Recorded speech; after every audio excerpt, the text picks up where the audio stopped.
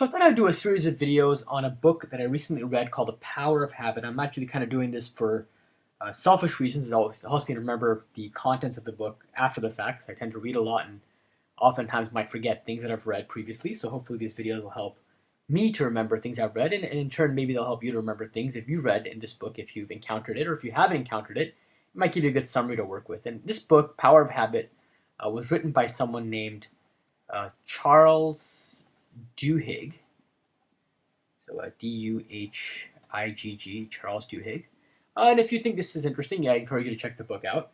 What I thought I would do is begin by talking about some of the motivation behind why habits are interesting to study. And really, the main thing to keep in mind is really we are creatures of habit. And you've probably heard this phrase before, creatures of habit. And what does that mean? That means that we do a lot of things on autopilot. I mean, we are constantly doing things that we don't even think about. We're just doing them, and some of these things may be simple. Some of these things may be complex. So, for example, something simple might be putting on toothpaste, and before you put your toothbrush in your mouth. So that's a very simple thing you can do that you're probably doing without even thinking about. And the more complex task you can imagine that you can do on autopilot is driving a car.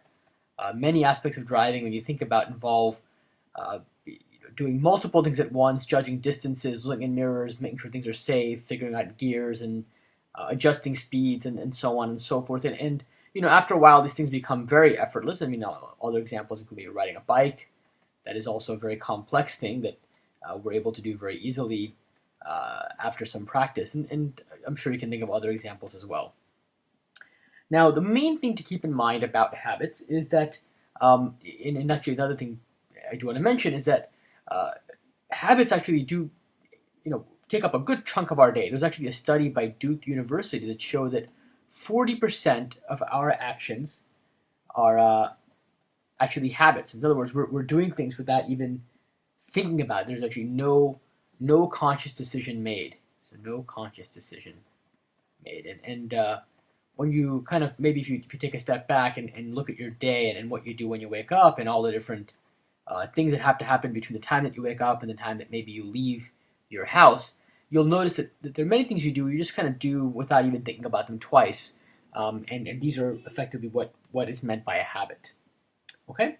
Now, in particular, what makes habits interesting and why they're sort of useful to study is that it turns out that we are neurologically wired. We're neurologically wired to engage in habits. In other words, we're neurologically wired to form habits.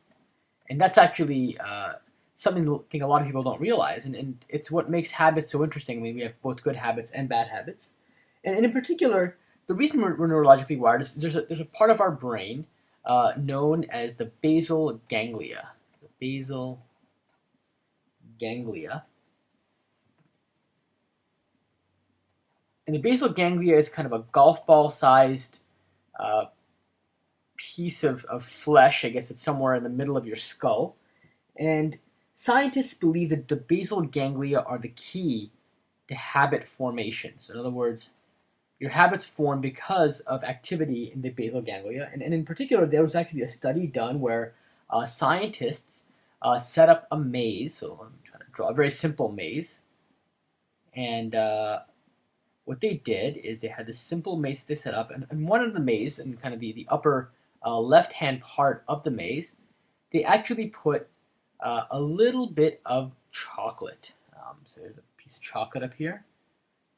Nice, yummy piece of chocolate. And then they had a door to the maze. So let me kind of put a door in. And just before this door, which could be opened, they put a rat in the maze. So here's the rat. Give him some eyes, give him some ears, and so there he is. And as soon as what they would do is they would open this door, and there would be a big click sound when they opened the door. The rat would kind of go around and he would search the maze, and he'll go back and forth. He would sniff around. He'd come down here, and then finally he would find his way to the chocolate. Okay, and what they found is they actually measured the neurological activity of this rat as the rat engaged in this pattern of trying to find the chocolate in the maze. And initially, the activity kind of looked as follows. You would basically see kind of a uniform level of activity. So you would the rat would hear the click, and there would be a bunch of activity, and the activity would stay there, and the rat kind of came to different sections, and maybe he was in the first section of the maze, the second section, and then finally he found the reward. Okay, and then maybe he had a bit of a spike, but really the main thing is that activity was kind of more or less relatively constant in terms of what happened when the rat heard the click sound and tried to actually find the chocolate in the maze. There was probably maybe a bit more extra activity at the beginning and at the end when the rat kind of first heard the clicking sound up here, and maybe a little bit more activity up here.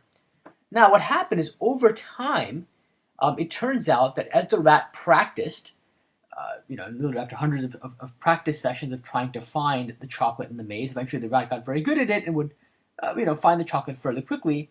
And at that point, what they started to notice, and this actually kind of happened about a week later, so 1 week later,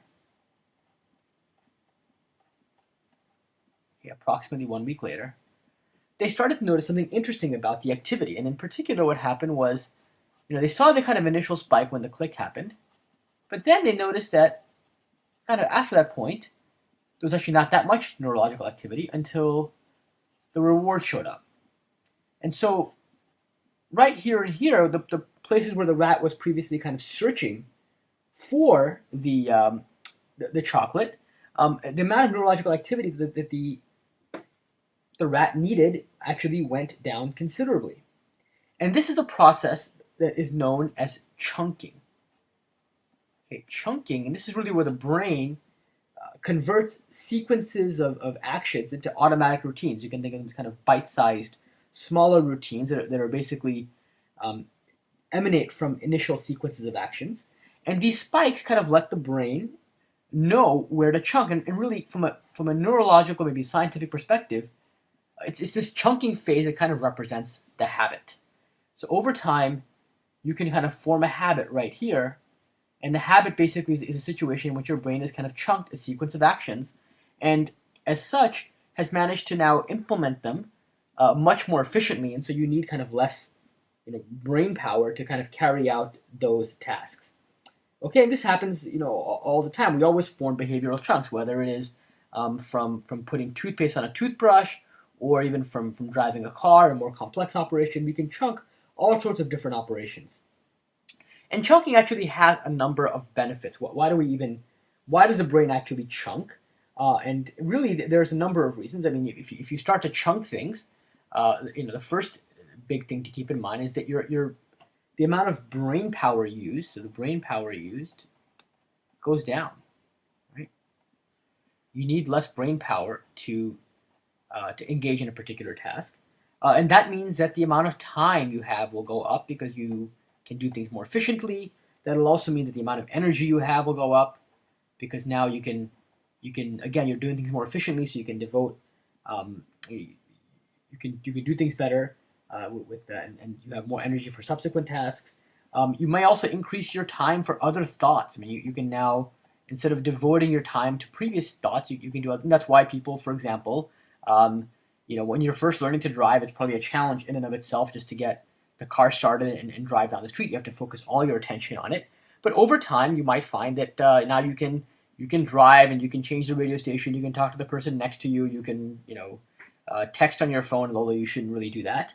But people are now capable of doing things like that to some degree, and that you can free up your thoughts. And if you now have more time to think about other things, you can lead to things like innovation, and you can do all sorts of really neat things that you wouldn't have been able to do before if all your brain power is being used for a particular task at hand. Another benefit of the brain kind of being efficient is that a smaller brain, you can decrease the size of your brain, and that actually makes childbirth easier because the head has to fit when you're giving birth, so easier for childbirth. That actually matters from an evolutionary perspective because it turns out that already humans baseline, our heads are kind of too big when we come out at birth, which is why when a baby comes out, they're not able to do a heck of a lot, other than kind of basic life functions. Whereas other animals, I mean, things like horses or something, that when they're born, they can come out and immediately start walking. Human babies need some more care, and the reason for that is our brains are already pretty big, and any bigger, and we would have a really hard time, ever coming out of the womb. And if we did, we might not be able to even do so, and unless our brain was small enough. And if it was even smaller than it already is, in terms of from an efficiency perspective, there's a lot less we could probably do. Okay, so I'm going to stop right here. I'll keep on doing some more videos on The Power of Habit by Charles Duhigg. And in the next video, I think I'll talk more about the habit loop. Thanks a lot, and I hope you join me for that video.